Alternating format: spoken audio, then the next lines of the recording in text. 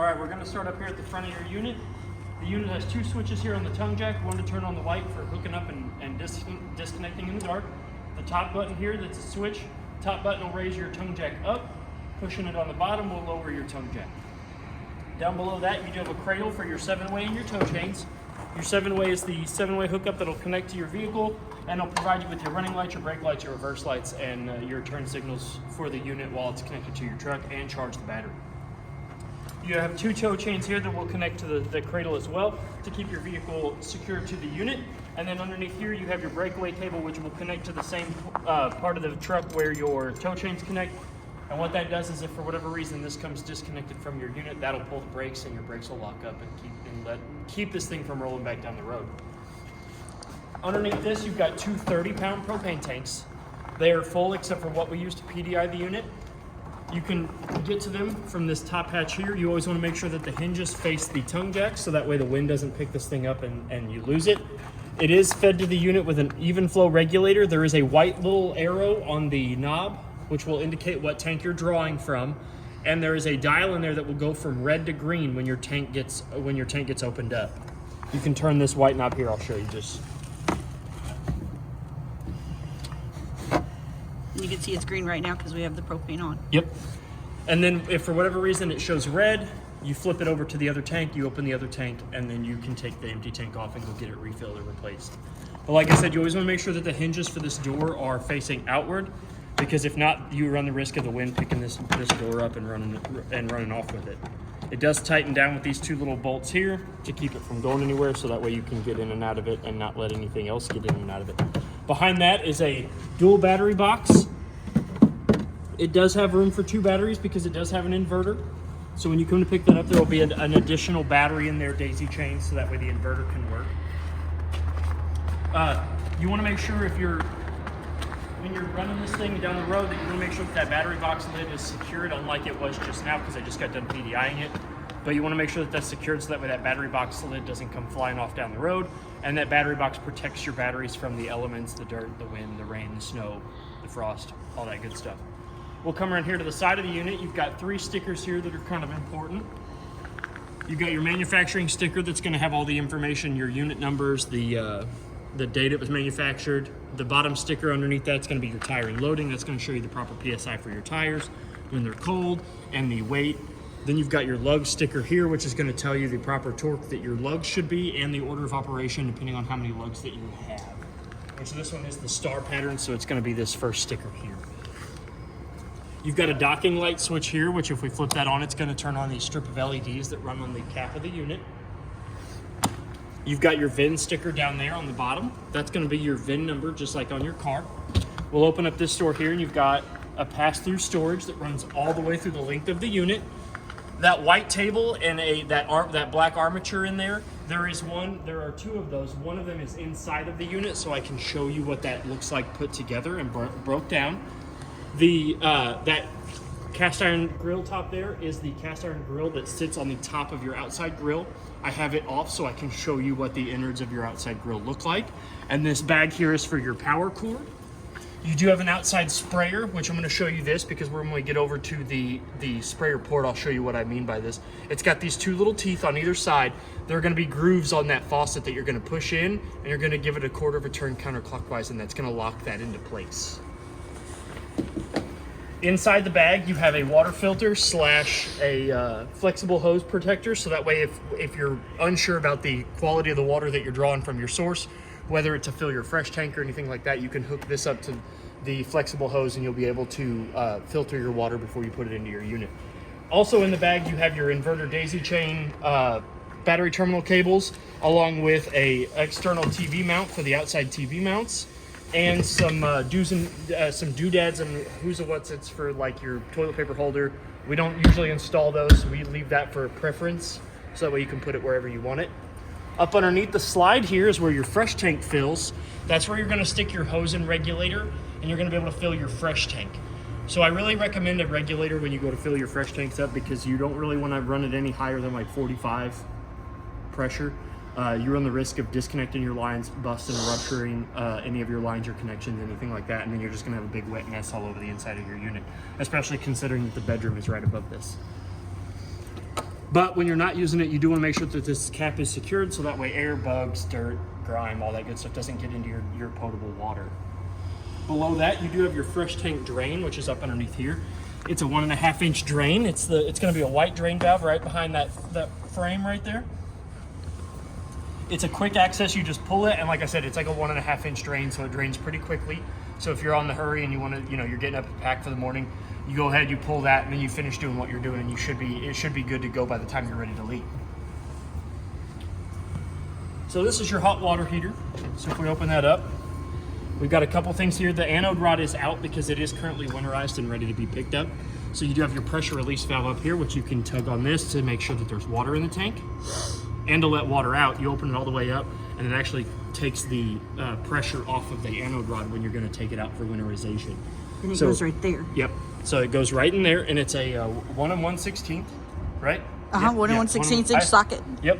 1 1/16 socket, and it just screws in there. You do want to probably make sure that you Teflon it when you go to, which we'll do all that when you come to pick it up, but you want to make sure that you have Teflon tape around the threads. It does have a reset button right here where my finger's at, just in case it doesn't light on its own and it does need some help, which occasionally it does. And then to close it, you make sure that the little black tab goes into the hole, and then you pull it out and lock it back into place. Down below here, I still left this on there so my foot didn't get wet the other day. But down here is this is your kitchen sink drain. So this is the only water that's going to come out of that is we call it the galley tank water. That's going to be your kitchen sink water. It does have its own cap that will fit over this to keep it from spilling out while it's open or closed. Right now it is open because I was winterizing it, but your valves work by pushing and pulling on this lever here. Make sure I'm not going to hit my head. So if we come over here to the furnace vent, you've got cold air going in the top, hot air coming out the bottom. This does get hot enough to burn your hand if you touch the metal plate while it's running, and it also is hot enough to curl the hair on your arms. So you want to make sure that loved ones, pets, elderly people stay away from this while you're using it. Adults in general, kids in general, stay away from it when you're using it. Another good investment is a mud dauber screen. There are 2 little dome screens that go over each one of these intake vents and your exhaust vent, and it keeps the mud daubers from going up in there and building a nest. They love the smell of gas. They'll go anywhere and they will build homes wherever they can smell that at. So it's worth its weight in gold. Your tires on this thing have been torqued to the 95 to 100 foot-pounds that it says on the sticker on the side of your unit, and the PSI on the tires is roughly anywhere between 63 and 65. It fluctuates based on temperature, and you've got like a wiggle room of like 5 PSI, so you can go as low as 60 and be all right, or you can go as high as 68 and be fine. But right now it's sitting anywhere between 63 and 65. These holes here on your radius middle, you'll have one on this side of the unit, and then you have one on the other side of the unit. You do have a manual crank handle inside your side compartment there, your pass-through, that if for whatever reason the motor in your slides doesn't work, you'll stick the long rod in there. It's got 2 little rectangular cutouts in it that'll fit over a T-post that's in here. No, sorry, I was wrong. It's not the T-post. It's a 3/4 inch socket that fit over there.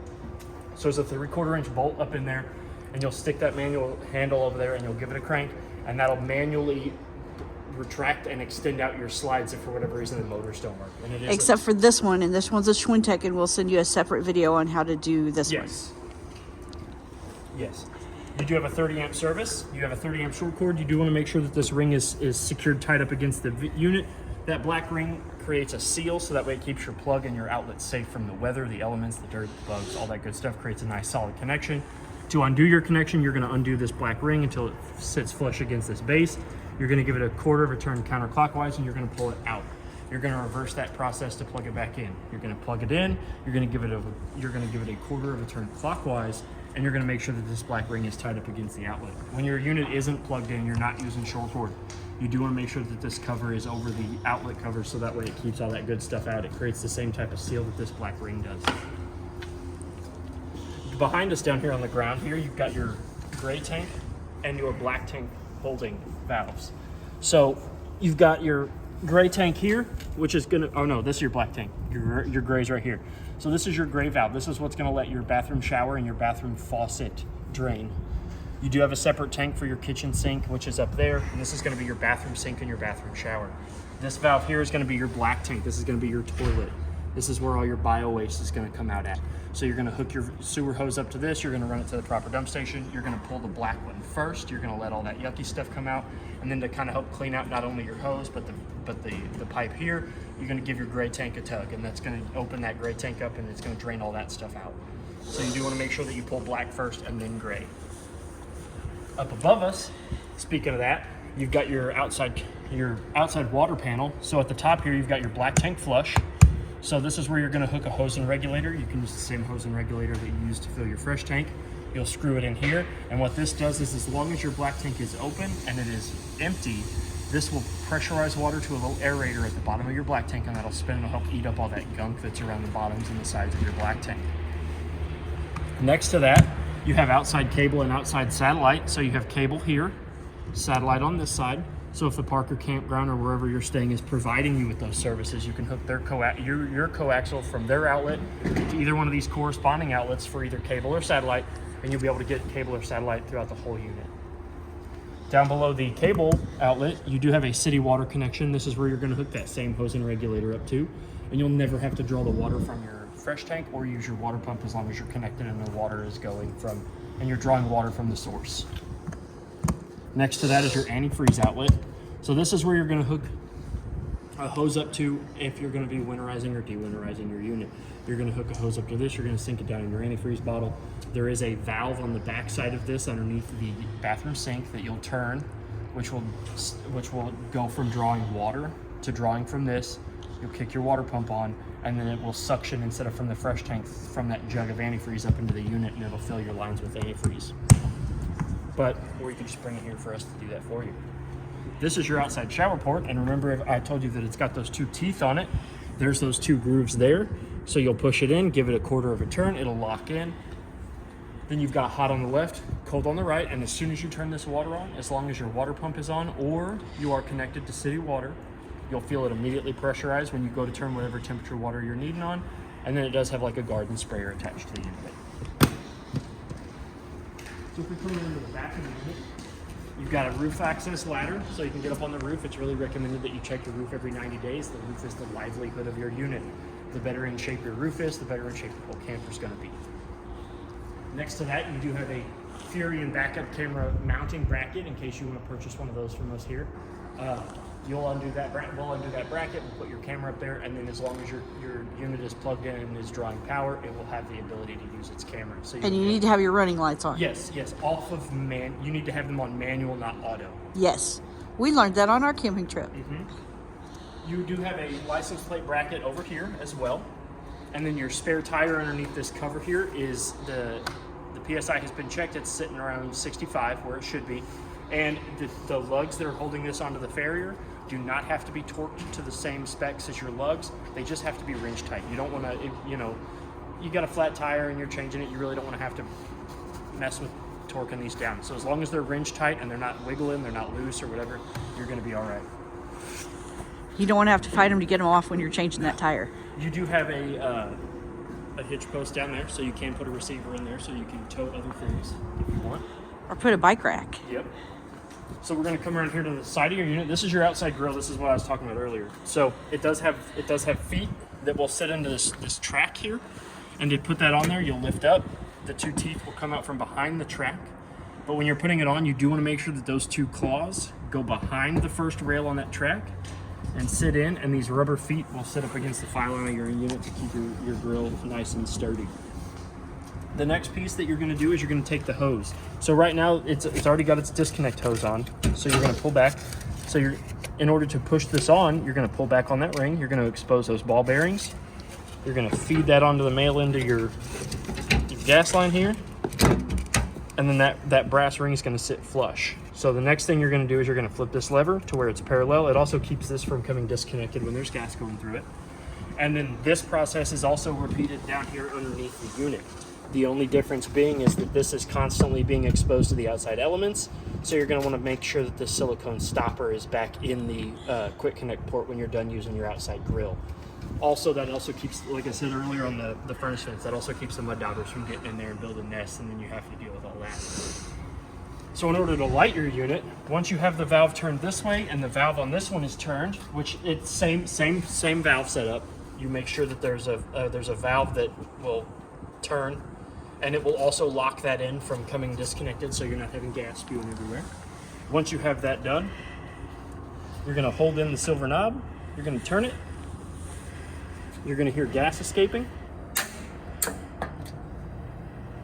Once enough gas has made its way into the burner, you're going to see it ignite. I don't know if you were able to catch that on camera very well. It's hard to see the flames, but they're there. Yeah, you can see the heat transference on the pipes, maybe. But they're there. Or They're you can there. see the, yep. And then that griddle, that cast iron griddle that's up in your passaway compartment, that will sit, it's got 4 feet that will sit in these 4 holes here. Once we're done using that, you just turn the knob back to the off position. And then what I like to do is I also flip these knobs. When you're not using it, go ahead and just flip these levers. That cuts the gas flow. That's also another good way to make sure that this thing is off. Flip both of them. And then once this cools down, I'll take this and put this in that front side compartment where you saw the rest of the stuff up in the front. You do have a countertop here that works the same way. It lifts up off of its frame. And it does have a stabilizer foot on the bottom. And that will just sit into the frame, the trap, and just that stabilizer foot will brace itself up against the side of the unit. Up underneath the side of the unit, underneath the countertop, you do have that switch there that says retract and extend. What that does is that extends and retracts the bottom 2 stabilizer jacks in the bottom of the unit. They are motorized, so they do run off of that switch, but they are for stabilizing the unit only. They are not for lifting and leveling. You cannot use them you do not want to use them to lift the unit off the ground or to get it nice and level. Those are just to keep it from rocking around when you're walking around in it. Up underneath this box here is your 2 outside 110 outlets. So if you want to watch TV while you're outside grilling, you can do that or listen to the radio. Or put your margarita machine on that little shelf. Put your margarita machine on that little shelf. The 2 tires on this side have also been torqued to spec. They are also at 95 to 100 foot-pounds, and the tire pressure is anywhere between 61 and 65. Beside the door here, before we go inside, you do have a door. It keeps the door open. This little end here will fit into that little groove on the bottom of the door, and that'll help keep your door open as well as this. This will keep your door from slamming up against the side of the unit. You do have a TV mount bracket, which I showed you. The TV mount is in that bag. It's got 2 little PVC caps at the end of it that will fit into here and slide down, lock in. You can actually take any sort of flat screen. That mount is a universal mount, so any sort of LCD flat screen TV should be able to fit that mount on it. Usually they come with their own mounting hardware, so you just screw that in and you'll be able to set that up on the back. Now, unfortunately, the 2 TVs on the inside do not have a 110 outlet, but oh nope, that's the outside coax. But any other sort of standard flat screen LCD monitor will work on the outside of your unit. The 2 TVs that are inside, or the 1 TV that's inside, will not be able to come outside because it's got its own power cord that goes with it to a special outlet inside. You've got your retract and extend button here for the front stabilizer jacks. Again, they're just for stabilizing the unit to keep it from rocking around while you're walking around in it. You do not want to use those for lifting and leveling of the unit.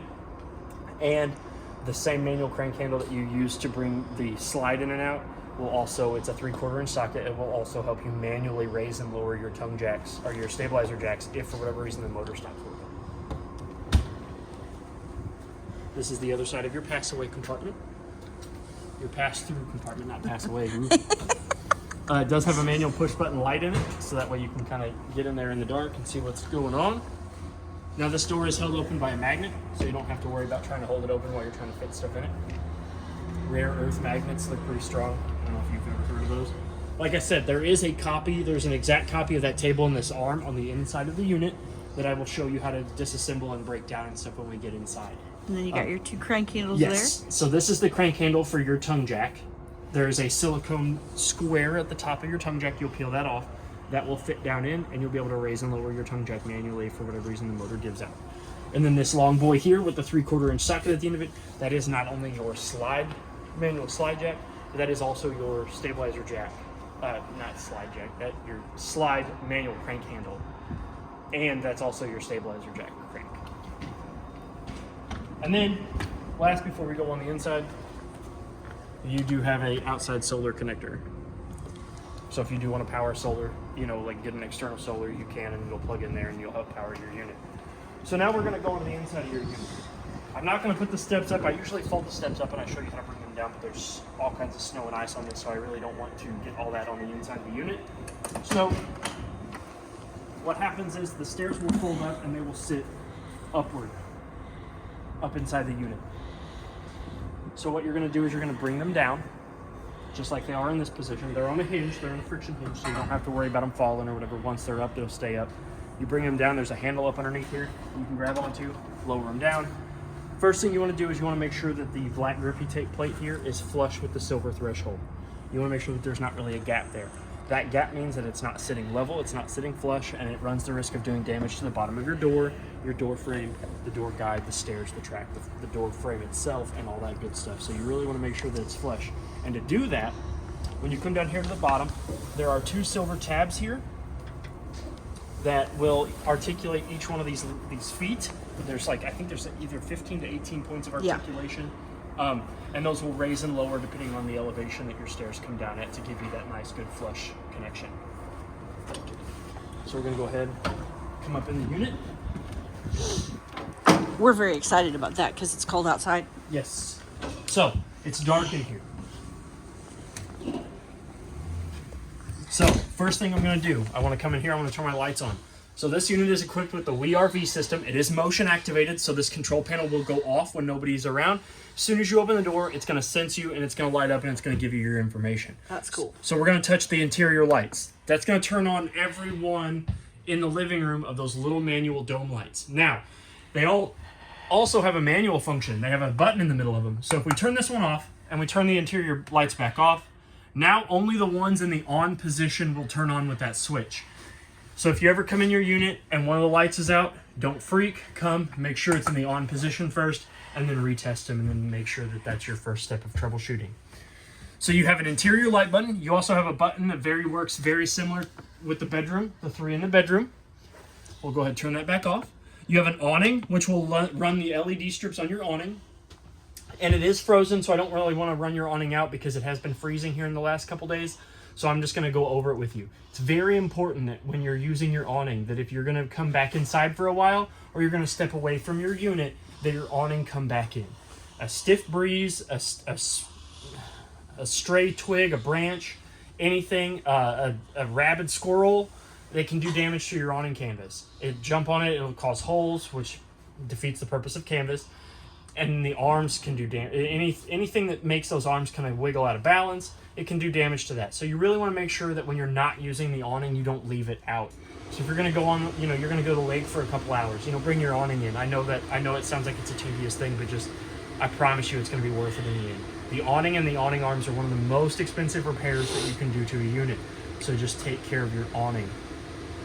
With that being said, that's why I'm not bringing it out. But when the awning arms come all the way out, the bottom support arm between the 2 lateral arms, the bottom support, is known as the pinch arm. What that does is that creates a pivot point in the depth of your awning, in the pitch. So you can pull down on that and it'll lower the back half of your awning, or you can pull down on the bottom one on the front and it'll lower the front end of your awning. So if your rain's coming in from the front of the unit, you hit it on the front side, and now you've got better protection from the rain. Same as the back, or it'll help run off, and then you can grab both of them and pull them down, and it'll create a steeper pitch down the front, so that way if the water's coming in on the front, it gives you better protection. Now, or if the sun's coming in from the front, it makes it so it doesn't shine in your eyes. Yep. And sorry about the hand in the video. Another important thing about your awning is that when it does come all the way out, you stop it. Because there is a skirt that will hang down from the tube of your awning. You do want to make sure that skirt is as straight as possible. That's going to not only provide you with the proper amount of protection that sskirt is designed for, but it's also going to give your awning the perfect amount of slack to kind of have a little bit of give if it is, kind of windy. But once that skirt becomes perpendicular with the awning canvas, stop your awning, because the longer you hold this, it could actually roll it back up the other way, and that's not good for your awning or its canvas. So now that we've gone over that, we're going to go ahead and turn the awning lights back off. Your step light activates a little light down here on the right-hand side of your steps, so that way you know where your steps are in the dark. You can see them. You don't have to trip yourself coming inside the unit. And then you've got a Bluetooth connect button. So the neat thing about this unit is the WeRV, you can connect to your phone through the WeRV app. You can download it from either the Apple or the Android store, and then you can connect with your Bluetooth, so that way if you're out and about and you want to turn your lights on, say you're out, enjoying a nice day on the lake and it starts getting dark, and you want to find your unit. You're walking around the lot, you're going, oh man, I can't find my unit. I'm going to turn my lights on. There's my unit. I can see it now. Or you can check your tank levels from your phone. You're worried that you don't have enough fresh water coming back. You're worried that your tanks are full. You're worried about the charge of your battery. You can check all of that from the app, and it all connects through Bluetooth. The buttons underneath that are your water heater on gas. So this does have a gas electric water heater, which means that you can ignite it on gas or electric. And the buttons are the flame for gas, which has the DSI fault underneath it. What that DSI fault means is that after the minute that it takes to try to light itself, that DSI fault's going to come on. It's going to attempt to light itself. You're going to hear like a click, which is the pilot light attempting to light. It's going to do that about 5 times. If it lights successfully, that DSI fault will go off. If it does not light successfully, the DSI fault will stay on. And it will reattempt to do that every 30 seconds. And then eventually, I think after like 5 times, it's just going to prompt you to kind of go out and hit that reset button on the water heater itself. The next button is the little electric button.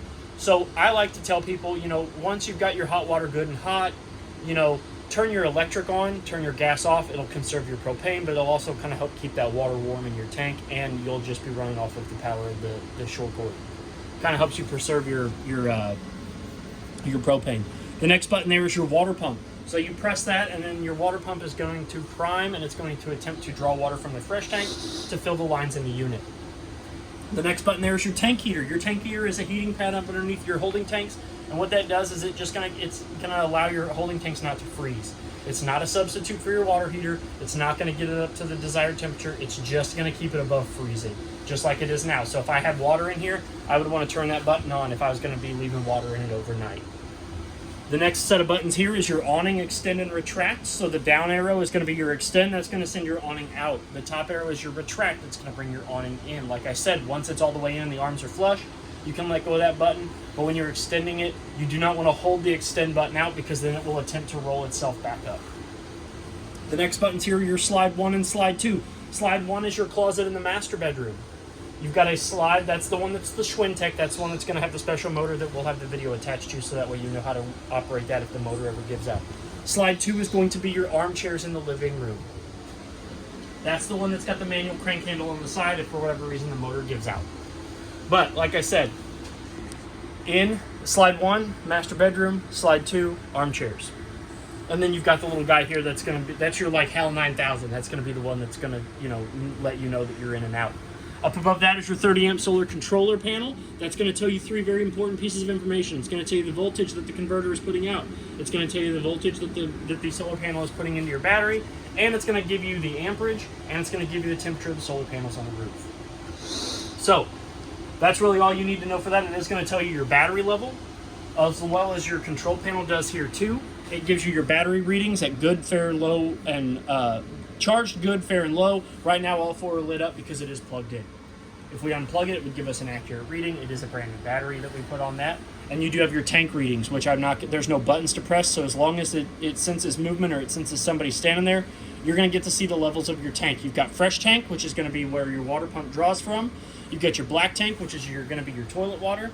You've got your gray 1, which is going to be your bathroom sink and your bathroom shower. And then you've got gray 2, which is going to be your kitchen sink. And all of those are going to go off of the empty 1/3, 2/3 full.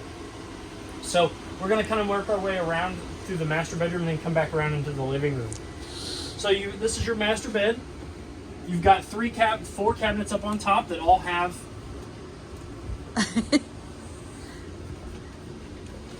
a drawer, but they're all one big large compartment.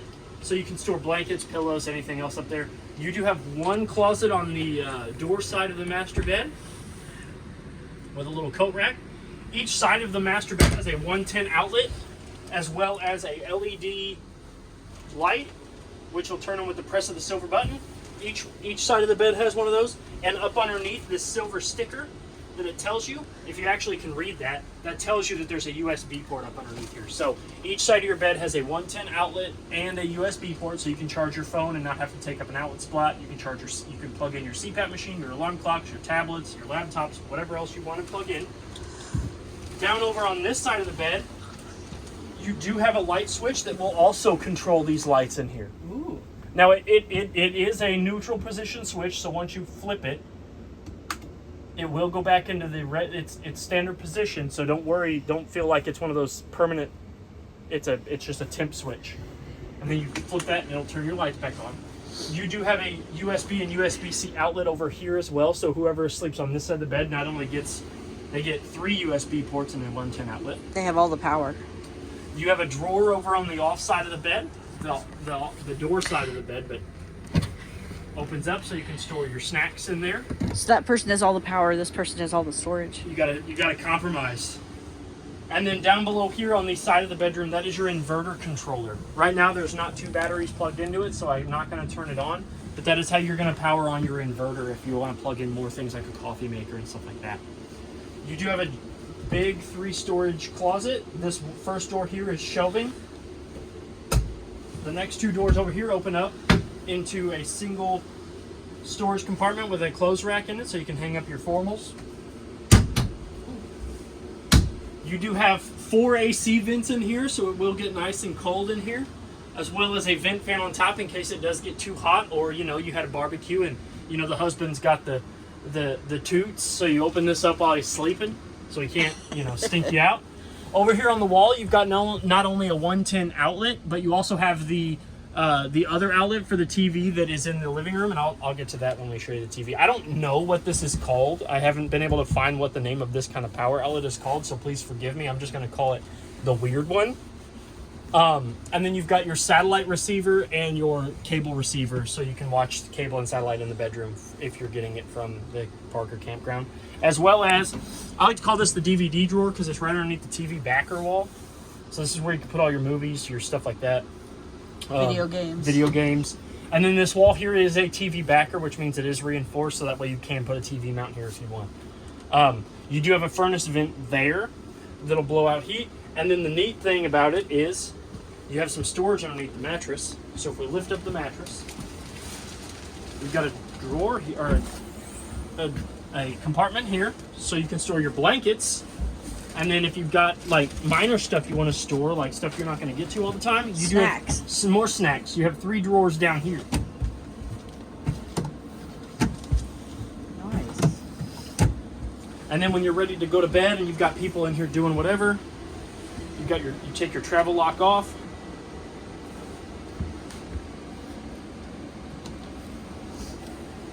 And this door will slide out of its little pocket. Essentially a magnet to keep it closed at night or keep it closed. But when you're in Good morning. Good morning. When you're in travel, though, you do want to make sure that the travel lock is on, and that will. You've got my hands don't want to work this morning.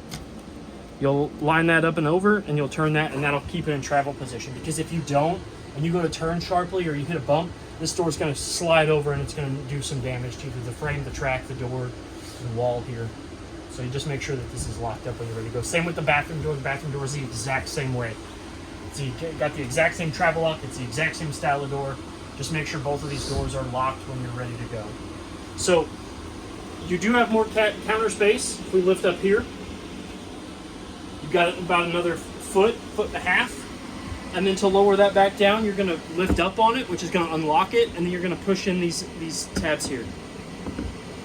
That's going to lower it down. Again, when you're in travel mode, you do want this down. You do not want this up when you're in travel position.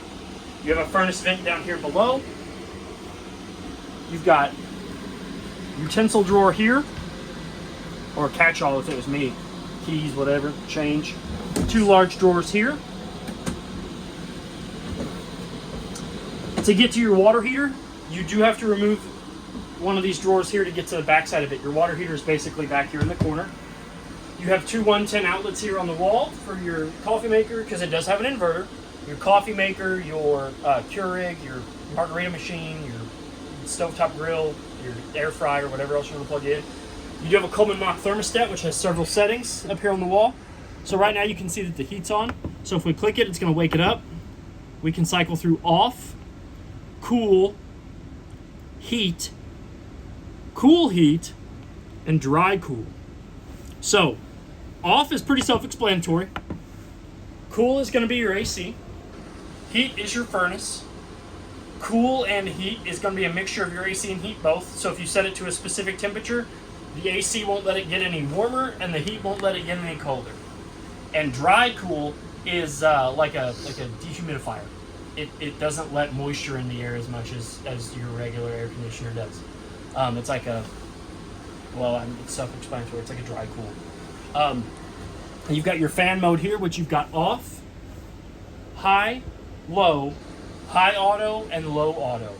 If I was you, I would never go to the low settings. Either high or high auto. High just means that the compressor is going to run the entire time, and high auto means it's going to kick off when it senses that it's getting to the right temperature. It's going to kick off and it's going to monitor itself. But you never want to use low. Never low auto, never low, just avoid it. Below that, you have a large stainless steel basin sink with 2 roll-up drying mats for your dishes. The balloon is over it because it is winterized. Keeps the antifreeze from dripping in your sink. Yep.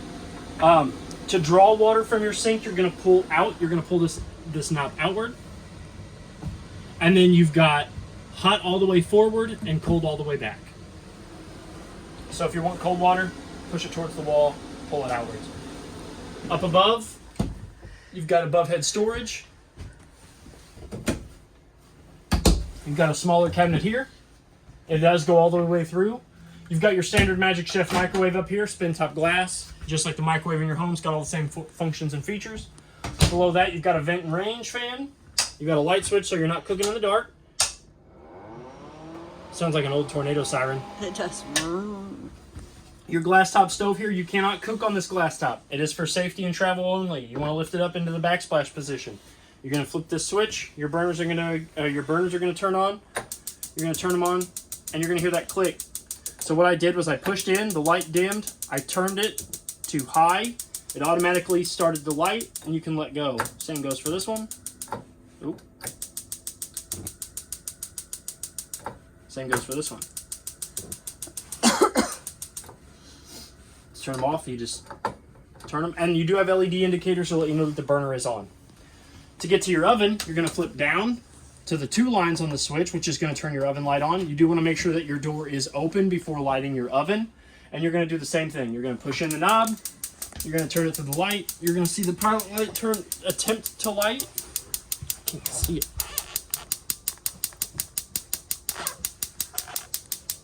It's trying.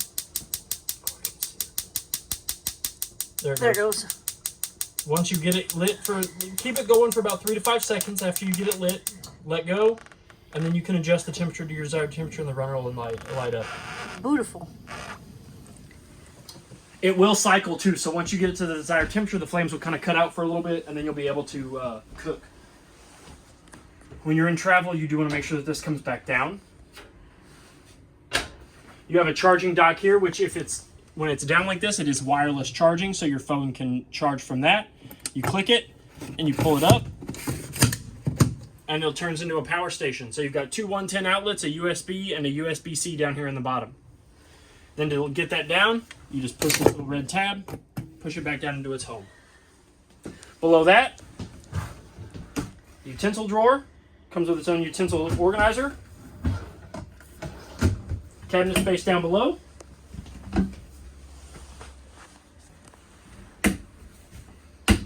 You've got your Connex TV, which the remote is right here. You have 2 remotes.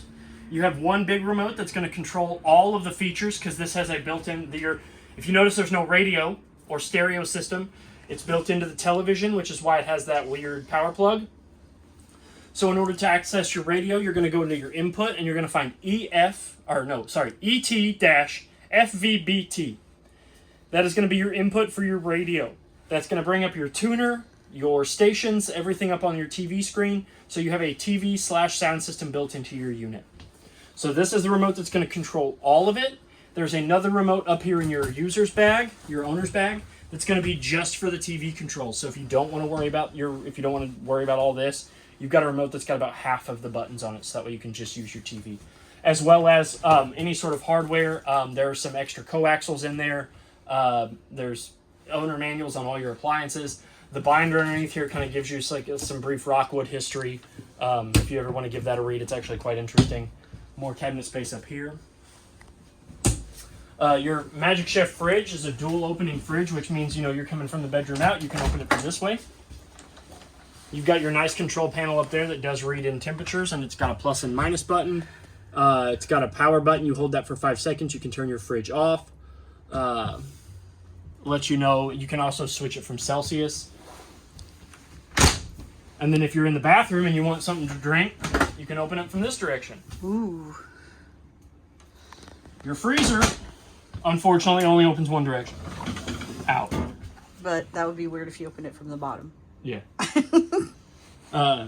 You've got a tray here. I usually leave the tape on that so that way it doesn't rattle around when you're driving around in it. But then that opens up into a much deeper. That's for your popsicles. Below that, you have your fuse box and breaker panel. We open this up. You got your fuses here and your breakers there. The only one that's really going to matter for you quite often is going to be your GFI. If for whatever reason any water or moisture or anything gets into any of your outlets around the water features, it's going to trip your GFI circuit, which is going to pop this breaker here, which is going to send it back into the off position. So you're just going to turn it all the way off, turn it all the way back on. Your fuse panels are all lit by an LED light. If one ever blows, a red LED light will illuminate to let you know which one's blown exactly. Down below that, you do have your carbon monoxide / LP detector. One green light means it's good. You want to test this about every 90 days. I always recommend to tell people do it every time you're going to use your camper, please. Just keep it safe. It takes 2 seconds. Hit this button, it beeps a couple times, walk away, finish doing what you're doing, come back. If it's got a green light, you're good. It's super easy. Along with your smoke detector, too, that's right up there above the slide. Test that every time you're going to use the unit. Every weekend. I don't care. Be safe. Please be safe. Especially right now. You know, you leave your furnace on, carbon monoxide builds up, something happens, gas stops flowing, loose propane's in the unit. Just test it. Please be safe. For me. I know you don't know me, but for me. You got 2 light switches in here in the bathroom.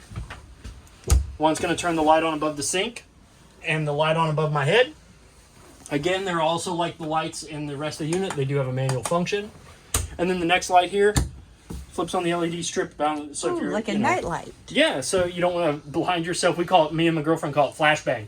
You know, you wake up and you're like, oh! You do have a master GFCI outlet right there with the test and reset feature.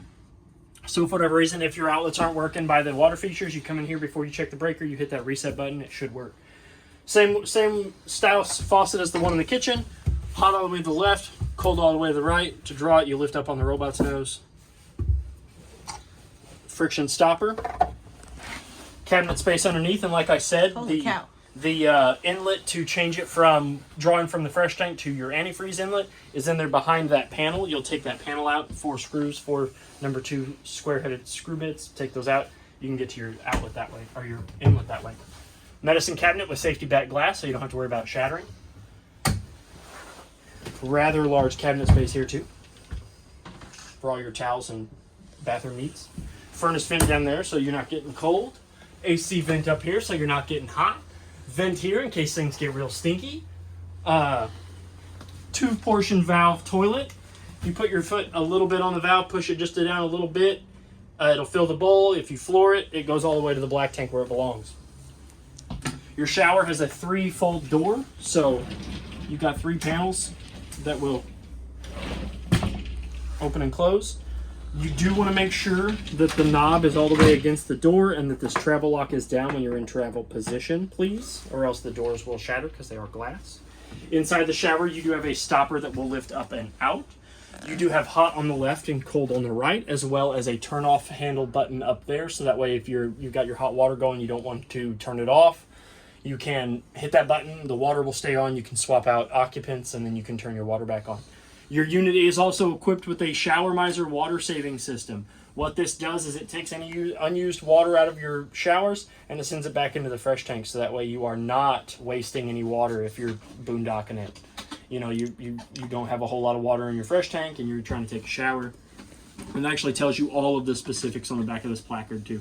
Goes and shows you exactly how it works. There's even a QR code there you can scan with your smartphone's camera, so that way you can get more information on the shower miser. The knob here to make that work is up is for shower, down in the neutral position is for off, and down at the bottom is your shower miser. That will recycle all of the water that is in the lines. And then I just leave it in the up position or off position until you're ready to use it. And you do have your little And placard. this will change color. Yes. This blue piece. So it will recycle the cold water into your fresh tank while you're waiting for it to get hot, and then that'll change color, and then you can flip it up when it gets hot. So Yep. you don't lose that water. Yep. So When you're boondocking. Yeah, when you're boondocking and you're like, oh man, I want to take a shower, but it's cold. So you flip this down, you turn your hot water on. Your cold water will be cycled back into your fresh tank, and then this will color change, and then you're ready to jump in the shower and flip on. That's always the worst feeling, when you hop into a shower and it hasn't quite heated up all the way yet. You do have a nice mat up here for your storage goods, and you do have a skylight above your shower, so you can shower in beauty and nature if you want to. Outstanding. Outstanding. For you tall people. I'm not one of you. I actually saw something online about somebody taking one of those like broom handle holders that like let the broom fit in it and sticking it to that for us tall people, and then you can put your shower head up in that so you can shower. Oh, wow. Yeah. That's I was genius. like, that's cool. Your armchairs. Above your armchairs, you do have a light. It's only push button only. There's no switch hidden throughout the unit that'll turn this off and on. You got to push this button. It's a special button. So, the table that I was telling you about, the one that's in the side compartment and the one that's here. So, if we take this out, this is what the arm looks like. You've got a pole and a hole. So you're going to open this up. You're going to make sure that that lever's all the way open. What that does is it releases the tension off of that. You're going to do the same with these. These are built into the walls. These are built in. You've got one here, one there. You're going to take the pole, lower it down into that hole, and you're going to close that lever. If the lever's too tight for you, there is a spin wheel over here that you can use to loosen that up. Once you've got that in the right position, you're going to take the table. Again, pull, pull. Close that lever. Now you've got a table. Very cool. Now, it is recommended that you take these out for travel. But you can fit them just like that if you want to. They're not going to run the slide in. They're not going to do any damage. You do want to make sure that they are tight, though.